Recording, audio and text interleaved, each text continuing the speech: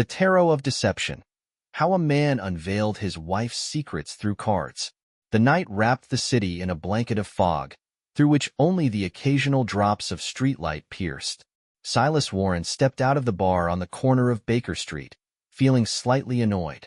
His evening with friends, meant to be a relaxing break, had devolved into discussions about work and empty jokes. He felt an inexplicable emptiness accumulating in his life, like the silence that fills the space between heartbeats. Wandering the narrow streets, he stumbled upon a flickering neon sign. Cassandra. Mystics, tarot, divination. He paused, staring at it as if it were a call of destiny. Silas didn't believe in such things, but something about this moment felt right. Thin curtains covered the shop's windows, with flickering candlelight glowing between them. He opened the door, and a wave of warmth, incense, and the scent of old paper washed over him. The shop was small, its walls lined with shelves holding tarot decks, amulets, and strange books with covers inscribed in languages Silas couldn't recognize. Behind a table sat a woman with long dark hair, dressed in a red velvet gown. Her eyes seemed to pierce through the space, as though no secrets could hide from them. "Welcome," she said in a low, melodic voice. "You've come seeking answers." Silas smirked slightly, folding his arms across his chest. "I was just passing by and thought I'd take a look." "There are no coincidences," she said, gesturing for him to sit at the table. Her hands, thin and graceful, opened a wooden box from which she pulled a deck of cards. "This is tarot, right?" Silas asked. "Yes. Are you ready to face the truth?" "Well, let's give it a try," he shrugged, still not taking it seriously. Cassandra shuffled the cards with uncanny ease, as if her movements held magic. She laid several cards on the table in the shape of a cross. "This is the spread of truth," she explained. "It reveals the hidden and the obvious, as well as what you fail to see." The first card was the Lovers.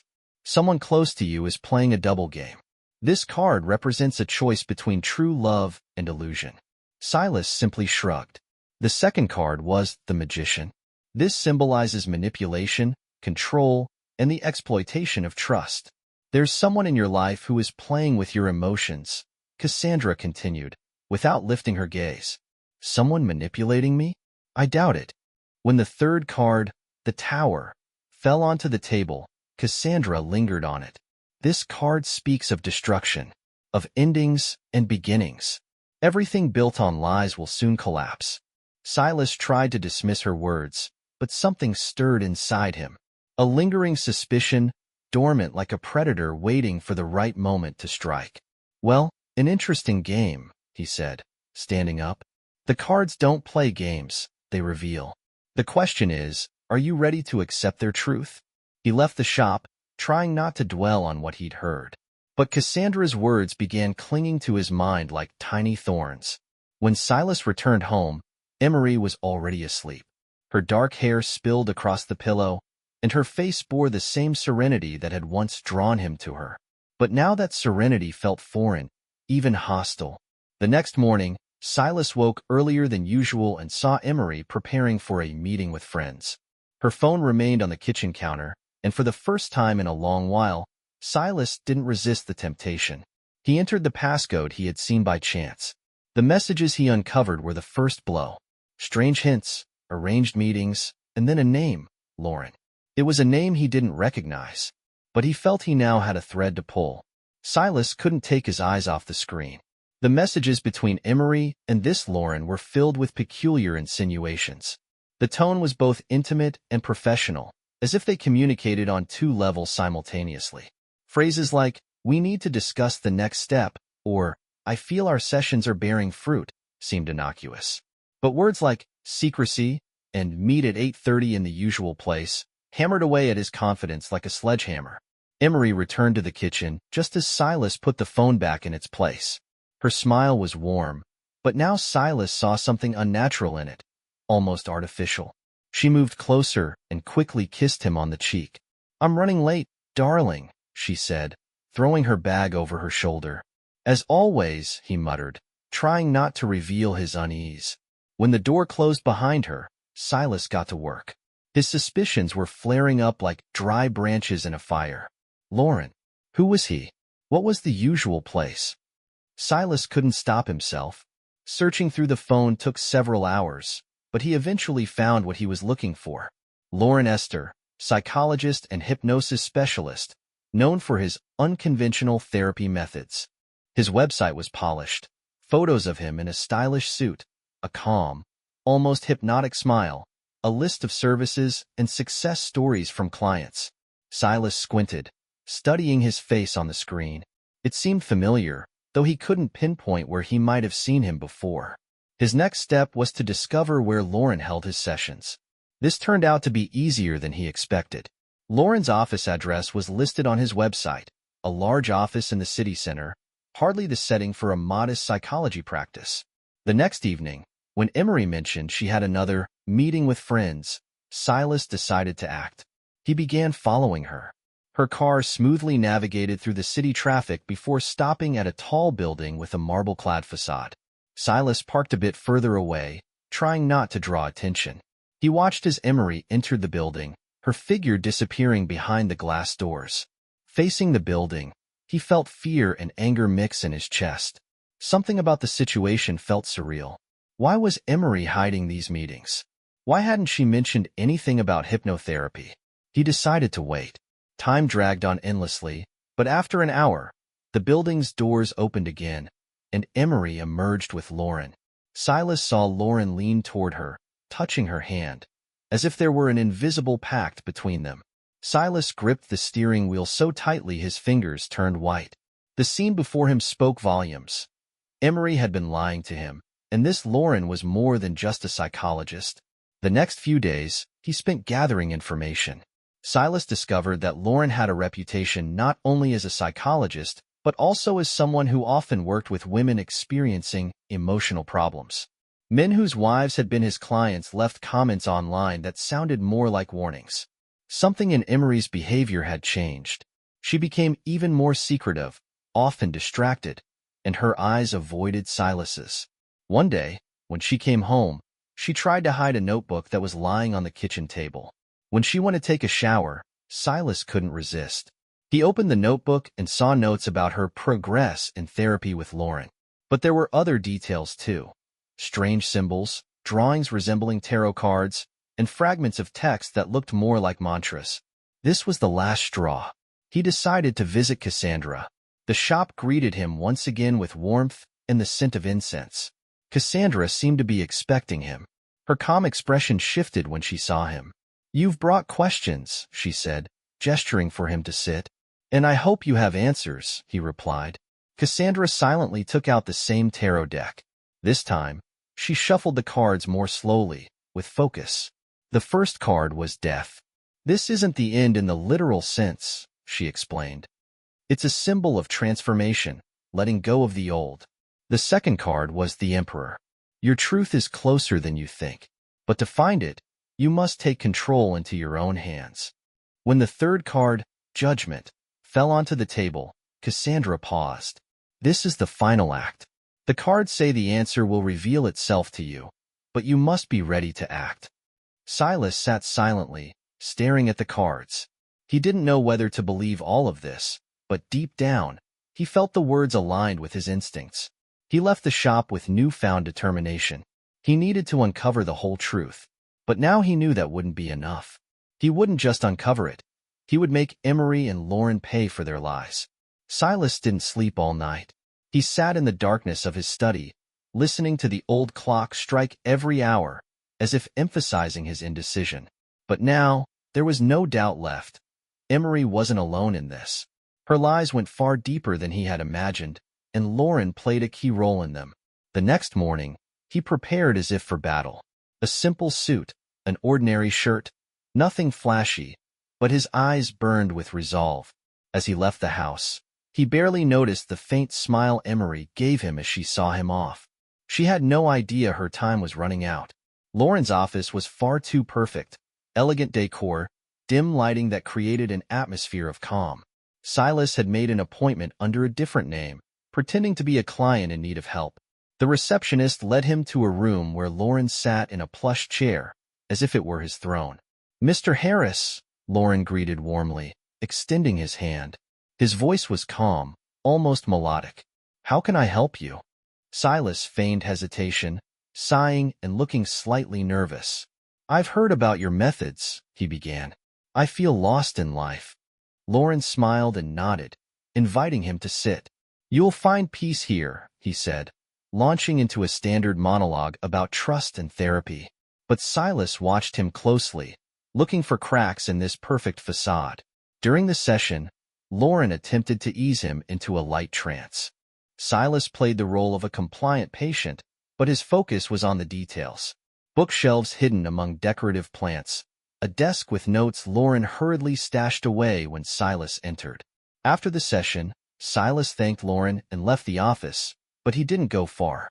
He stayed near the building, hiding among parked cars.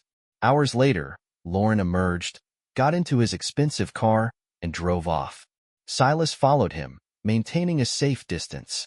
They stopped at a small house in a quiet neighborhood. Lauren went inside, and a few minutes later, the door opened again. Emery. She looked different from how she did at home.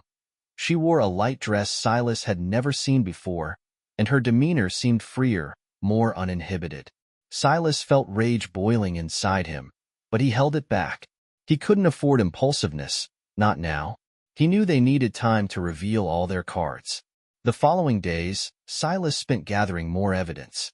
He tracked Lauren as he met with other women, recorded conversations on a voice recorder, and even managed to take some photos through open office windows.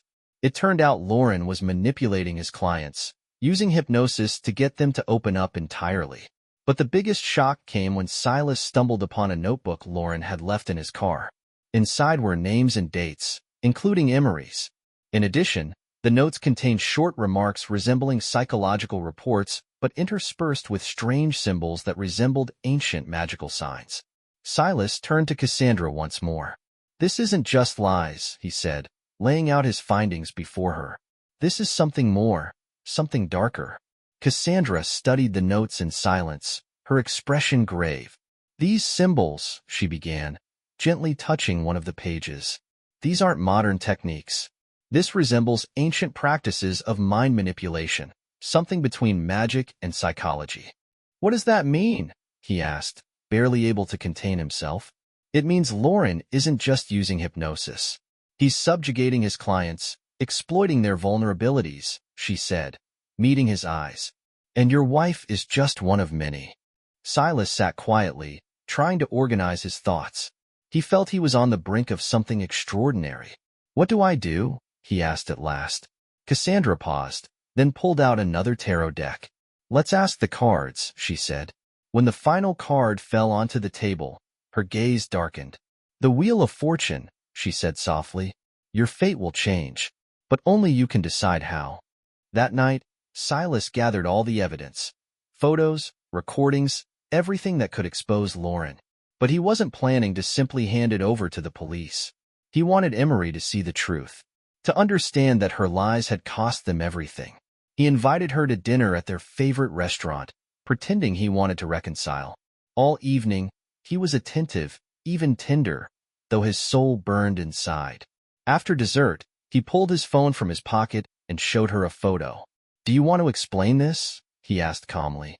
Emery froze, her face turning pale. She tried to say something, but no words came out. "I know everything," he continued, staring straight into her eyes. "And now I know who you really are." He stood up, leaving her sitting there in shock. This was only the first part of his plan. He didn't just want to punish Emery. He wanted to destroy Lauren too. Now he had the power, and he intended to use it to the fullest. The following days, Silas balanced on the fine line between anger and doubt. After the dinner with Emery, he had hoped to see some signs of remorse, or at least an attempt to explain her behavior. But no, her silence was as deep as an abyss. She avoided his gaze, spoke little, and acted as if nothing had happened. This unsettled him. If Emery truly had a secret connection with Lauren, why wasn't she trying to defend herself? Or was there something more to her lies than he initially thought? One evening, while reviewing the collected materials, he noticed something he had previously overlooked. Among the notes in Lauren's notebook were not only the names of women but also dates. Silas suddenly realized that these dates coincided with significant events in his life with Emery. Their wedding, the day they bought their house, and even the day he found out about her pregnancy, which ultimately turned out to be false. These coincidences disturbed him. Could Lauren have somehow influenced their lives even before they became a couple? Or was it just a strange coincidence? To find answers, Silas turned to Cassandra once more. She greeted him with her usual calm smile, but this time her eyes held a hidden interest. "You've brought me even more mysteries," she said as he showed her the dates. "I want to know what this means," he said. "Is it just a coincidence, or is there something bigger behind it?" Cassandra studied the notes for a long time, then pulled an old book with a tattered cover from a shelf.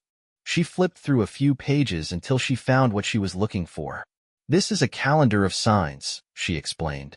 "The dates here align with certain astrological events. In ancient traditions, these days were considered favorable for influencing others' minds." Silas felt a chill run down his spine. "You mean Lauren could have been using these dates for manipulation?" Cassandra nodded. "It's possible. If he truly has knowledge in this area, he could have used these days to establish control over people." Silas exhaled heavily. All this time, he had thought his marriage was falling apart because of lies, but now it looked different. What if Emery was a victim too? "I have to confront him," he said firmly, "but not as a client.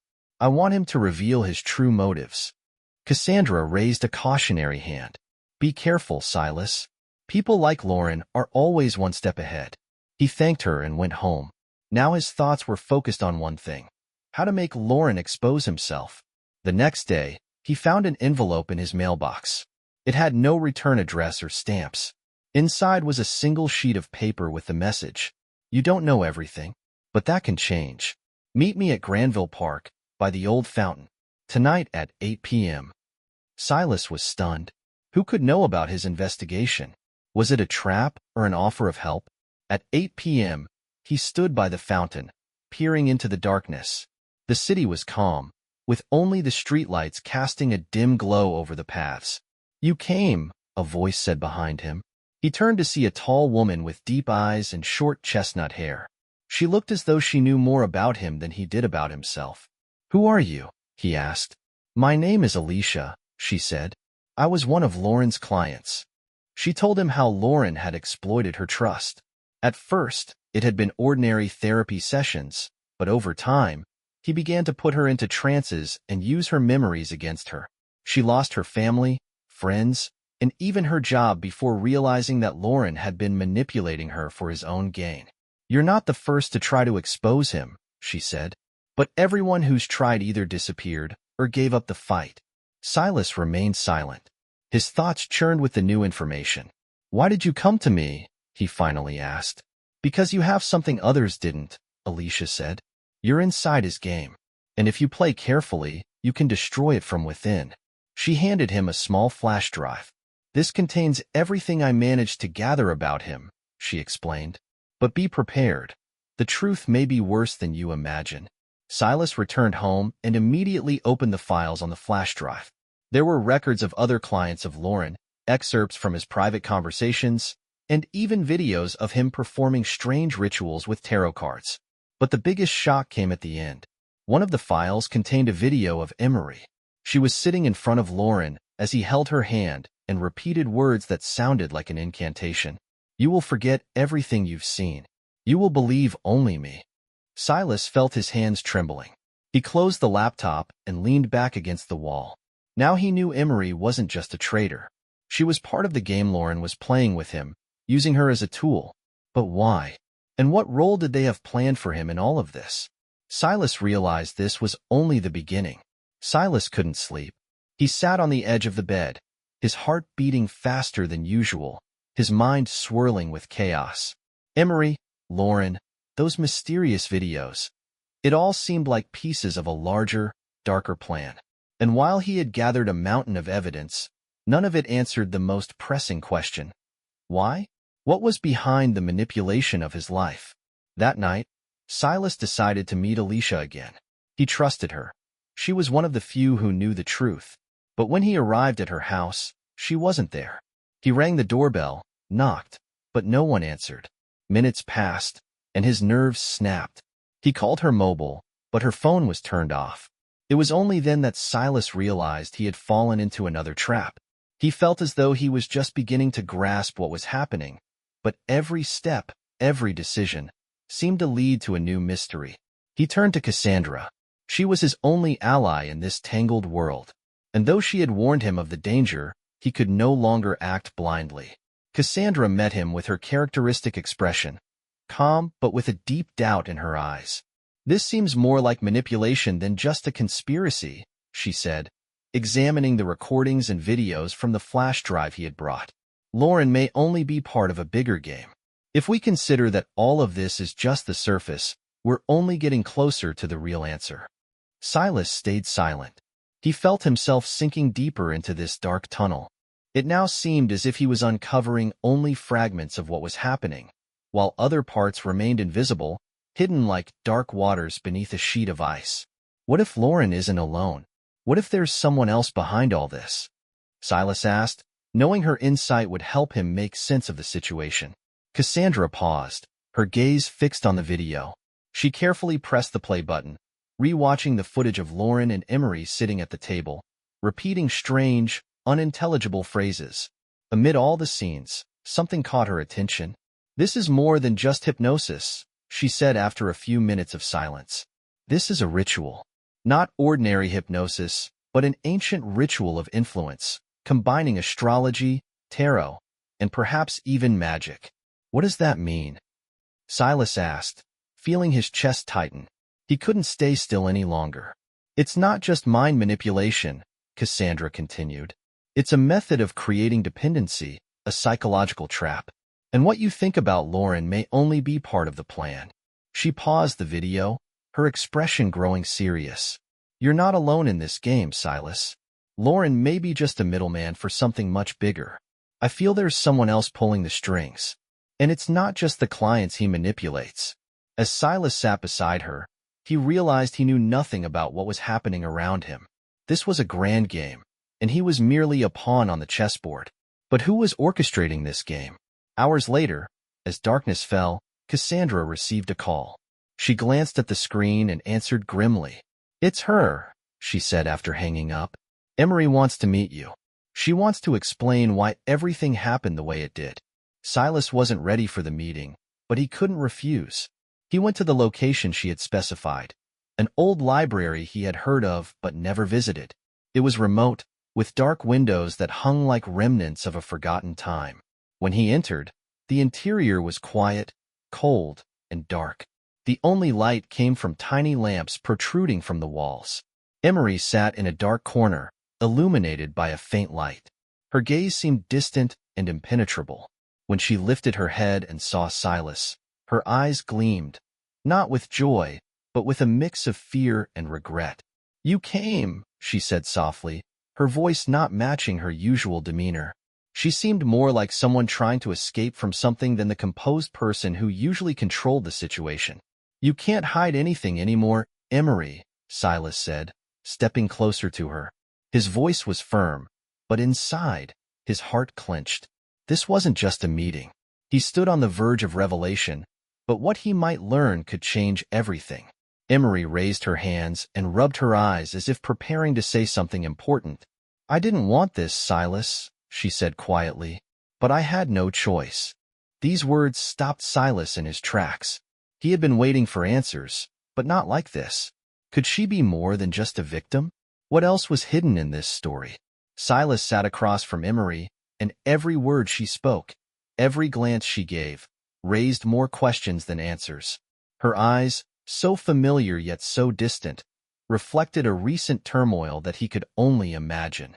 She was his wife, the person always by his side, but now she seemed like someone else, so far away that he began to doubt if he ever truly knew her. "I didn't want this, Silas," she repeated, her voice carrying the weight of disbelief in her own words.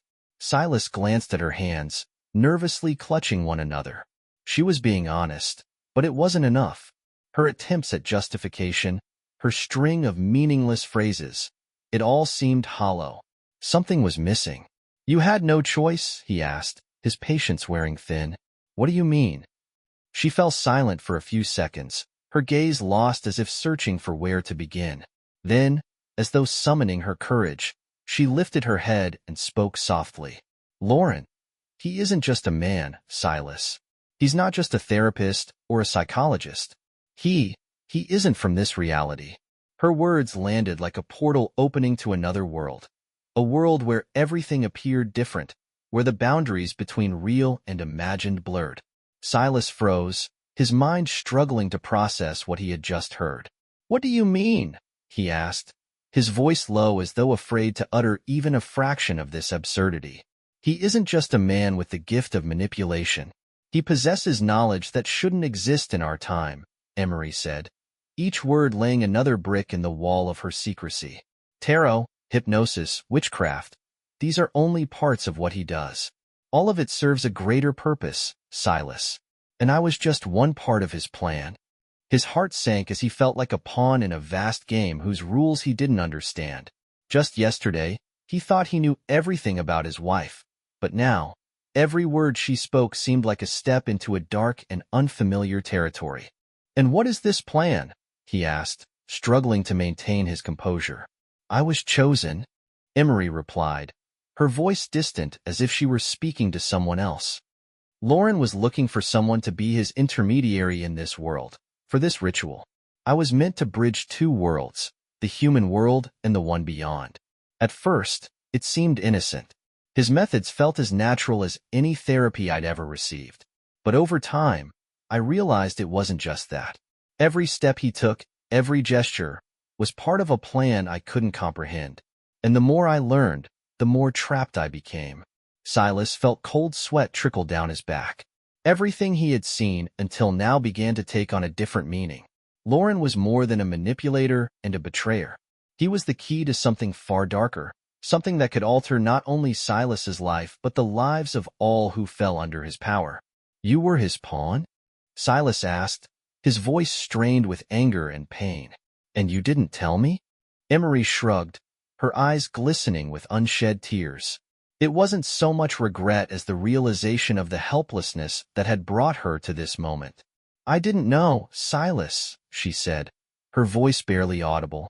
You can't imagine how it all started. How hard it was to understand that I never really had any freedom. Lauren used me, like a pawn on a chessboard. I was just a part of what he was trying to create.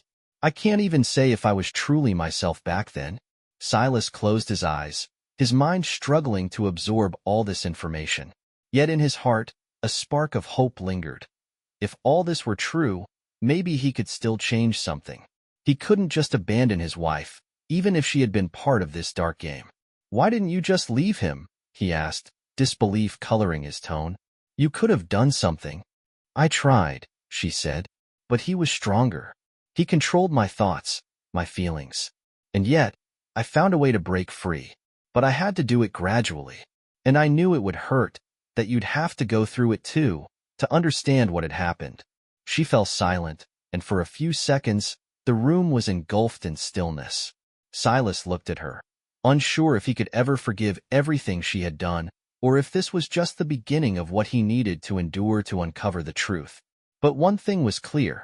He stood on the brink of a monumental revelation that could change everything. Do you want to help me understand what happened? Silas asked, unsure of what lay ahead. He could no longer turn away from what had transpired, but he also couldn't leave Emery alone with her secrets. Emery looked at him with a heavy gaze, as if deciding whether she was ready to reveal the whole truth. In her eyes, he saw the same despair he had noticed in her early days after they met. But now, it was a different kind of despair. She was broken yet still yearning to find a way out of the world where the laws of reality had become unstable. Are you ready to know? She asked, her voice calm but tinged with deep anxiety. Silas didn't answer right away. He stared at her, realizing that this question might alter not just their future but everything that would come afterward. Silas sat on the edge of the table, unable to take his eyes off Emery. Her last words, filled with mystery and unease, echoed in his mind.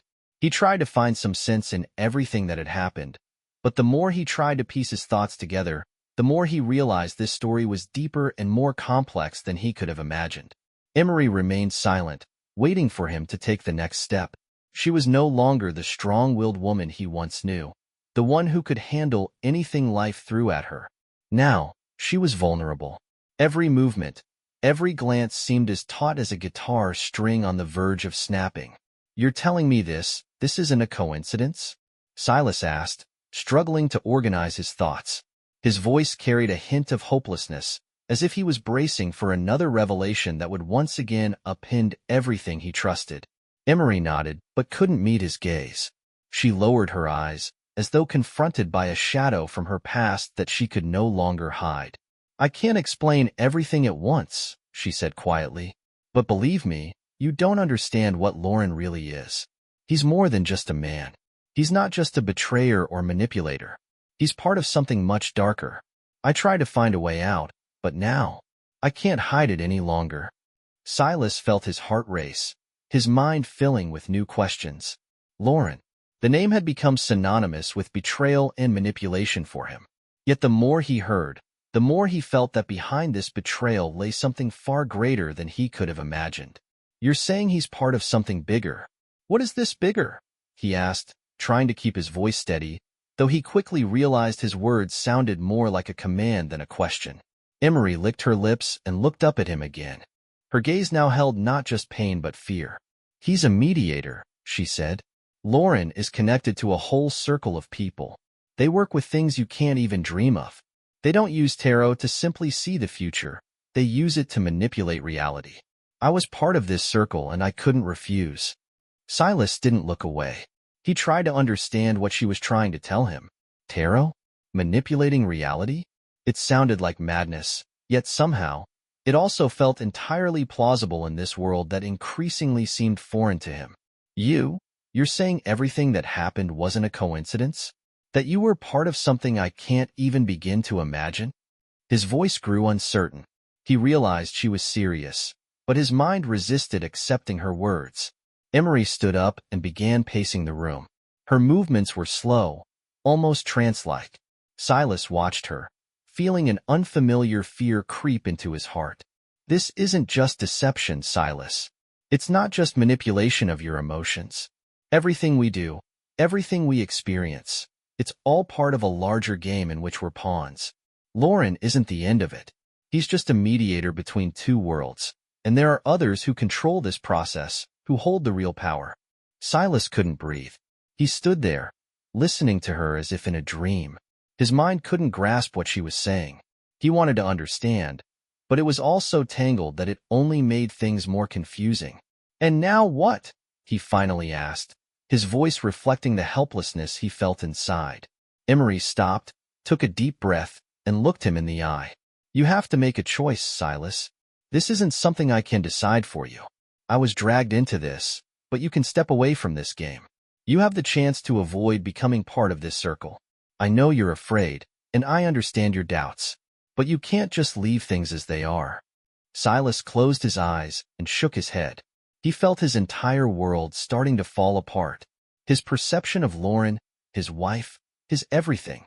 It was more than just betrayal. It was an intrusion into reality, into his life. She was right. He couldn't ignore it. "What do you want me to do?" he asked quietly, gathering his strength. Emery looked at him again, and a new determination appeared in her eyes. "You need to find them. They want you to stay on their side, but you can change everything. You can make them submit. You can find a way to break the cycle." Silas felt hollow. How could he break something that ran deeper than his understanding? But he had no other choice. He had been pulled into this game, and now he had to play it to the end. "How?" he asked, ready to follow any path to uncover what was happening. Emery approached him and whispered, "You have to find them through the tarot. It's the only way. But be careful, Silas. They're watching us." Silas felt a nervous tension course through his body. Tarot. It was more than just cards. It was a tool, a means by which he could alter the course of events. But would he be ready for how it might change him forever? Silas woke up every night, feeling as though the darkness around him grew thicker, as if it was swallowing him from the inside. His days became endless questions, and no answer made sense. Everything he lived for, every attempt to understand what was happening with his wife, unraveled like threads slipping through his fingers. And with each passing day, with every word Emery spoke, he felt himself losing more of who he was. Lauren wasn't just a psychologist. He was a manipulator. And this desperate connection between him and Emery didn't just change her. It tore her apart like a thread struggling to hold together two fractured worlds. Every time Silas saw her, her gaze seemed distant, as if she was someone else entirely. Much had changed, and with each of her words, it became harder to determine where she ended and where the remnants of her former self began.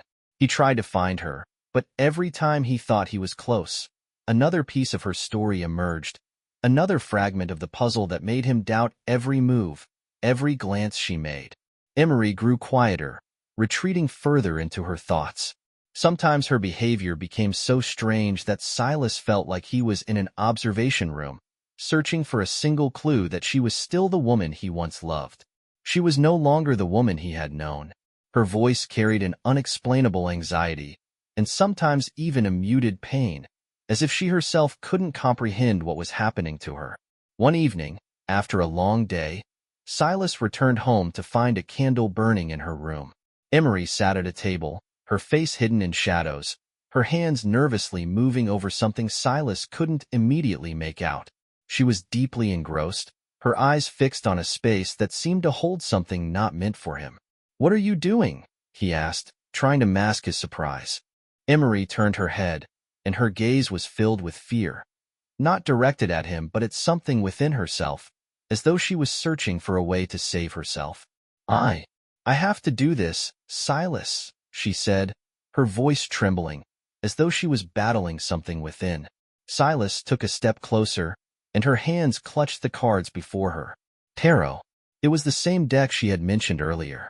This time, she held them as though they were her only connection to a reality she could no longer control. "Again?" he asked, the bitterness in his voice unmistakable. Emery looked at him again, but her eyes didn't reflect the usual despair or shame. No, they were empty, devoid of anything human. "It's not what you think," she said, as if sensing her words wouldn't ease his mind. "I have to do this. Lauren said it's necessary. It's part of my salvation. I can't go back." Her words echoed in the empty room. Silas couldn't understand why she was saying these things, why she was still engaging in this when all he wanted was to bring her back to him. Her appearance now resembled something alien to her true self, and it terrified him. "Do you want me to leave you?" he asked, trying to understand why her behavior had changed so drastically. "Do you want me to just walk away while you continue with this?" Emery closed her eyes, as though her mind couldn't handle the pressure. She was trapped, and the more she tried to escape, the tighter the trap closed around her. She couldn't answer his question because her heart was already far away, in Lauren's world, a world where there was no room for normal emotions or relationships. But what scared Silas most was her silence. The silence filled the space between them, as if they stood on a precipice. And with each of her movements, he felt her former reality slipping further away, while Lauren and his manipulations became her only truth. A few days later, Silas began noticing even stranger behavior. Emery grew more distant, her gaze empty and detached. But when she looked at him, he could see waves of panic in her eyes, as if she was trying to escape something she couldn't understand. One evening, when he came home, he found her in another room, sitting on the floor. In her hands was the same set of tarot cards. She didn't notice him enter and didn't look up as he approached.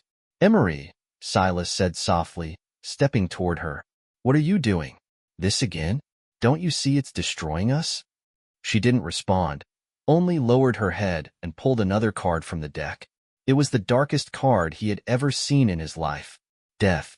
And in her eyes, as she stared at it, there was something terrifying, something he couldn't comprehend. "Lauren says this is the only way. It's all I can do, Silas. I have to see this through," she said, her voice sounding as though she was no longer the woman he once loved. But something else gnawed at his heart, a feeling that this time, they had gone too far, that there was no turning back. And despite all her words, Lauren was getting exactly what he wanted. Silas couldn't stand the silence between them any longer. It hung in the air like an invisible yet destructive force, tearing apart everything they once were. And every day, he asked himself, was Emery still there? Or was she now just a shadow of the woman he had hopelessly tried to save? He looked at her, his heart aching for what had once been love, but now felt like a barren wasteland. At night, she didn't sleep. Silas heard her quiet footsteps as she wandered through the house, searching for herself in the darkness, searching for answers to questions that had none. He tried again and again to talk to her, but every word he spoke echoed in her eyes like the distant pain of memories she didn't want to recall. One evening, as she sat at the table again, tarot cards in hand, Silas decided to approach her and ask the question that had haunted him for months. He couldn't delay any longer, and even if the truth was horrifying, he had to know. "Emery," he said, his voice cold with firm resolve, "what are you doing? Why can't you just let this go? Lauren has no right to control you like this. You're not yourself anymore. You're no longer the woman I loved." Emery lifted her head, her eyes empty but filled with a profound unease that seemed endless. She didn't respond, only pulled another card. This time, it was the Chariot, a card of victory, but depicted in dark tones, with shadowy figures dragging the wheel along a rocky path, everything around it clouded and heavy. "This is all I can do, Silas," she said, her voice sounding as though she no longer belonged to this world. "I can't escape. Lauren says this is the path to a new life. Only this way can I find my place, my true place." Silas felt as though he were in a labyrinth, each turn leading him further from what was familiar, from what he could understand. He tried to find a way out, but he felt less and less in control of the situation. She had become a stranger, and the sight of her filled him with weakness. They no longer spoke of the past moments they had shared. They no longer discussed the dreams and plans that had once brought them together. All their shared memories had become ghostly echoes, lost in the depths of the past. Every attempt to return to what they once had was thwarted by an unfathomable wall that had risen between them since Lauren became part of their lives. Silas realized that every time he tried to reach her soul, Lauren was there, lurking in her shadow, preventing her from coming back. He felt Lauren was slowly, step by step, taking everything they had. Silas understood that the fight was not just for his love, but for her mind. One evening, Silas followed her again when she disappeared into her room. He heard her quiet footsteps echoing through the empty house. He was ready to learn the truth, to find out what was really happening to his wife, what was keeping her trapped in this mystery. When he opened the door, he saw her sitting on the floor, her face buried in her hands, as if trying to hold herself together. In her hands were the tarot cards again, but this time, when she lifted her head, he saw something he hadn't seen before. Tears. She was crying. "Emery," he whispered, stepping closer, but she didn't respond. Her eyes were misted over, and she seemed not to notice him. "It's not what you think," she said, her voice barely audible. "I can't find myself. I don't know who I am anymore. Lauren is right. I have to go through this to become who I'm supposed to be, to find myself." Silas felt his heart constrict with pain, but even more, he felt a cold dread seep into his soul. He realized she had lost herself, and even her tears weren't genuine. She was merely a part of the game Lauren had orchestrated. He knelt beside her and carefully took the cards from her hands. In that moment, as he held them, he saw a card he hadn't noticed before. It was betrayal. The card was dark, emanating an unfathomable malevolence. And in his mind, a single thought echoed, refusing to leave him in peace. Lauren hadn't just manipulated her mind. He had made her betray him. Silas felt his chest tighten. It was far worse than he could have imagined. And now he understood that the healing Emery had sought had become a trap for her. A trap she had set herself under the influence of someone who held more power over her than he ever could. Silas left the tarot cards on the floor beside Emery, but they no longer mattered. He felt the weight of his heart growing heavier as he realized there was no way back to what they once were. The time when their life was simple, comprehensible, when they laughed together and dreamed of the future. Now all of that seemed impossibly far away. He stood before her, knowing she was no longer the woman he had loved.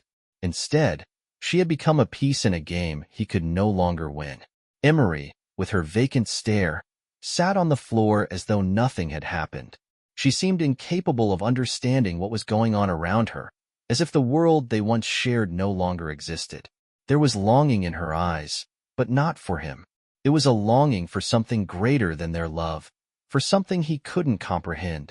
Her face resembled a mask, hiding nothing real beneath it. "Do you still want me to leave you, Emery?" His voice was quiet, but every word cut deep, as though he could feel every fragment of their former life slipping away forever. "What are you really searching for? Lauren can't give you what you need. You're losing yourself, and I can't watch this any longer." She raised her head and looked at him. Her eyes were filled with tears, but they weren't tears of pain or regret.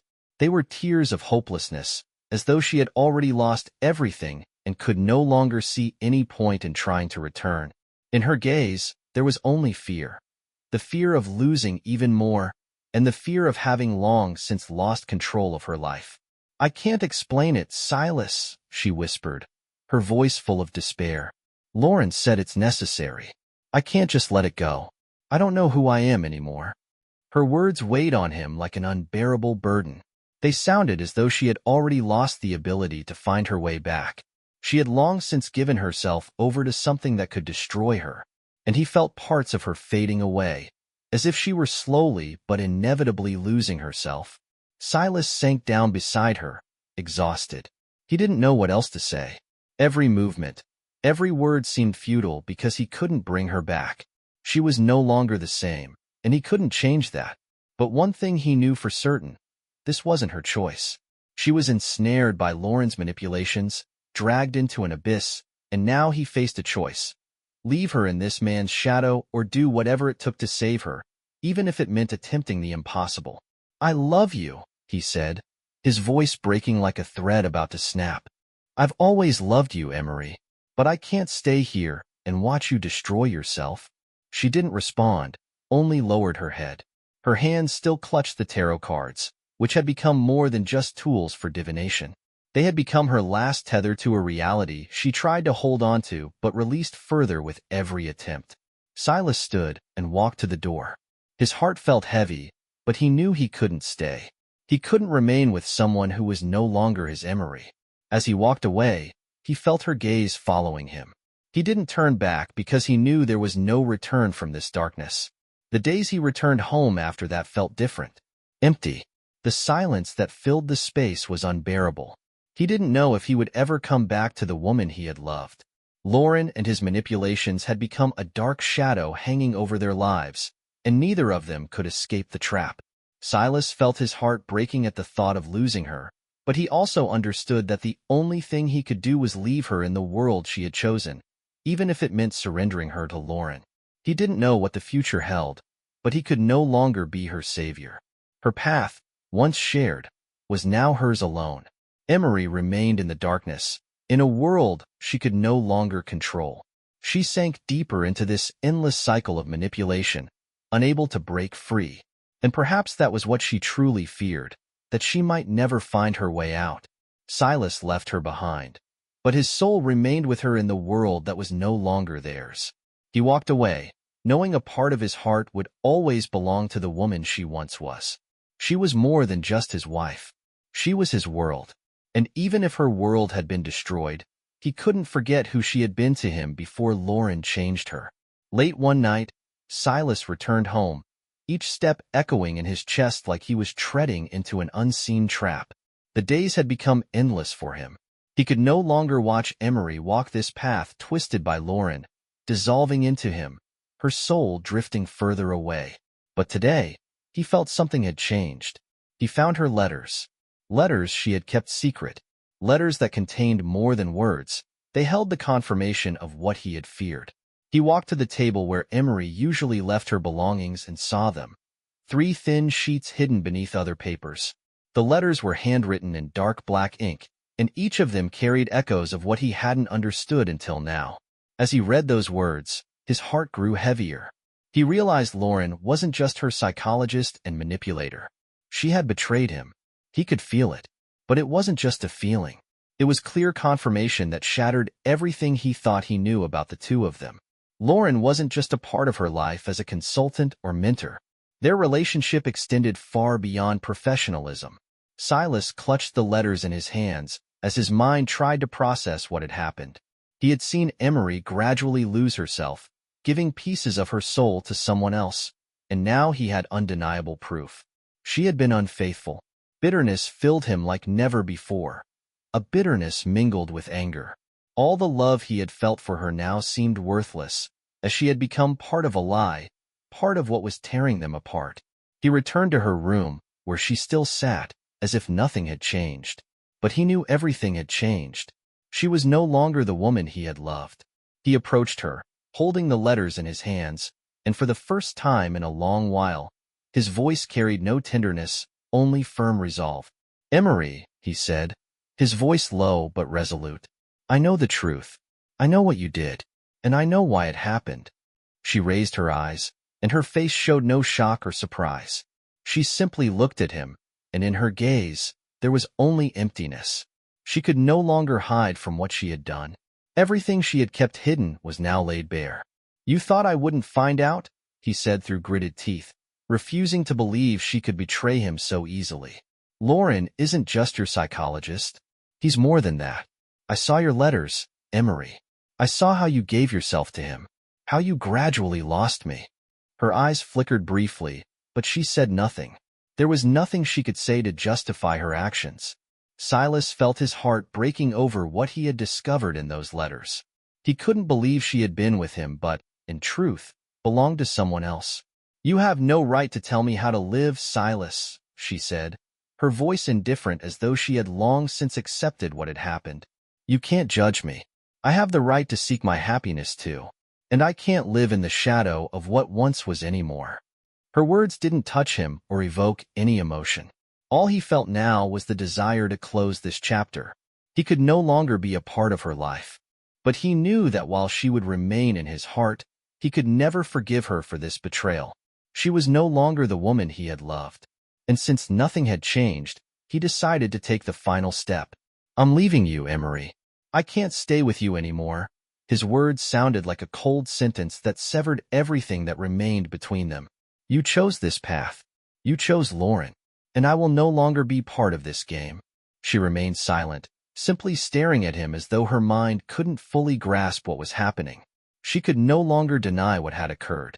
He turned and walked away, feeling each step pull him further from the world that had once been his home. But before he left, he turned and looked at her one last time. "You'll find your way, Emery, but I won't be part of your dark game anymore." His voice was detached, offering her no hope. She was lost to him. As the door closed behind him, she sat in silence. All of Lauren's manipulations, all the illusions he had created, had now become her only world. And in that moment, she realized that everything she had sought was far from what had once been her love. She had lost herself and could no longer find her way back.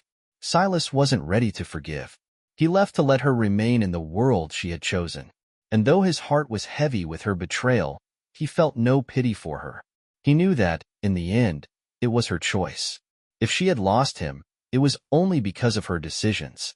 Silas left the apartment with a heavy heart, but there was something more in his soul than just bitterness. It was a sense of incompleteness that had become part of his life, yet he knew it was time to put an end to it. She had made her choice, and now it was his turn to make his own. He wasn't seeking revenge, although the anger simmering in his chest pushed him toward action. But ultimately, it wasn't about simple revenge. He realized one thing. He had to make her feel the weight of what she had left behind, all that she had destroyed, and let that be her lesson. He began to act quietly, like a shadow moving beyond the horizon. He reached out to a few of his contacts, people he had worked with before and others he could trust. He decided to use her weakness, what she thought was her solace, as a tool to show her how far she had gone. And he wasn't wrong. It wasn't a grand scheme. It was a carefully calculated plan where every move was deliberate and precise. Silas started manipulating her the way Lauren had manipulated her all along. At first, it was subtle. He simply observed her reactions, finding the vulnerabilities in her life. He realized the greatest pain for her would come not just from confronting her betrayal, but from seeing how her darkest side began to unravel her world. One evening, as Emery returned home from another session with Lauren, she saw him sitting on the stairs of their building. He sat there, shrouded in darkness, like a shadow hiding from the world. Her heart raced, but she wasn't surprised. She had known he would return. He had lingered in her thoughts even when he wasn't there. "I thought you'd already left," she said, her voice cold and distant. Silas lifted his head and looked at her, but his expression was calm, almost indifferent. "I never left," he replied, his voice barely audible. "You didn't notice, but I've been here all along. I was just waiting for the moment when you'd finally see what's happening around you." Emery took a step back, trying to process what he meant. And then he stepped closer, his words growing heavier, like stones falling onto her shoulders. "You forgot about us, Emery. You left me to find solace in Lauren, in the world he created for you, the person you've become now. You didn't realize that I wouldn't let you go without consequences. You made your choice, but now I'll watch your fall." She felt her hands begin to tremble as she tried to grasp what he was saying. Then his gaze shifted to her phone, which she held in her hand. That evening, after she had returned, she had already received several messages, one of them from Lauren. Silas saw how his conversation with her was taking on a different meaning now. He was pushing her to realize that her life wouldn't be what she had imagined. He had done something she hadn't expected, used her weakness to rewrite everything that had been between them. Step by step, he began to dismantle the world she had built for herself, driving her to doubt every decision she made. Her relationship with Lauren grew less certain. Silas didn't resort to desperate actions, but he left traces in her life that she couldn't ignore. Day by day, she started feeling anxious. At first, it was small things, strange calls, messages she didn't understand, someone watching her every move, but it was all part of his plan. Silas wouldn't let her forget what she had done, and it all culminated when, one day, after returning home from another session with Lauren, she saw everything. All the secrets she had hidden, the clandestine meetings, their correspondence, were now laid bare before her, with nowhere to turn. All the clues Silas had gathered now stood before her eyes. And at that moment, as her world began to crumble, she realized it wasn't just about betrayal. It was about how she had been used all along. Her life had become part of someone else's game, and now she was completely alone. He watched her from a distance, sensing her despair. And when he saw that she had no strength left, that her gaze had lost its former confidence, he knew it was his moment. In his revenge, he didn't seek destruction. He didn't want her to be left with nothing. He wanted her to understand that everything that happened couldn't have been any other way. For the last time, before she gathered her belongings and left the apartment, Silas lifted his head and said one word: "Goodbye." It was more than just a farewell. It was the end of the story they had written together, the conclusion where he left her in her own world, shattered by her own hands. Silas stood before a new chapter of his life. That night, as he left Emery in her world of manipulation and lies, he felt no triumph. This wasn't revenge. It was retribution for everything she had done to him. He left not out of anger, but because he understood. He was finally free. The first few days after their separation passed in silence. Silas finally felt the weight on his chest begin to lift. There was no longer any room in his heart for the pain that had held him captive for so long. He began to rediscover himself, returning to what brought him joy, drawing, creating. And that's when he met Kate. Their meeting was serendipitous, at a modern art exhibit. Her simplicity, openness, and ability to listen drew Silas in. She was nothing like Emery. She didn't manipulate or play games. Kate was honest and genuine, and with her, Silas felt real. Their relationship was built on trust, with no illusions or hidden motives. She became his anchor. Kate helped Silas reclaim his life. Together, they traveled, laughed, and explored new horizons. He started drawing again and even received an offer to hold a solo exhibition. It was a moment of true rebirth for him. With Kate, Silas found his place in the world. She became his true love and support. Silas felt ready to face whatever life had in store for him, with the past now behind him. She was the person with whom he could build a new, happy future. As for Emery, her life began to unravel. Her ties with Lauren grew distant, and the manipulations she had used came back to haunt her. She found herself alone, her dreams shattered. Silas, over time, realized that true strength wasn't in revenge. It lay in moving forward without looking back. Together with Kate, he embarked on a new journey, a path of happiness, freedom, and peace. What are your thoughts on revenge? Do you believe it's sometimes necessary for justice? Share your opinions in the comments.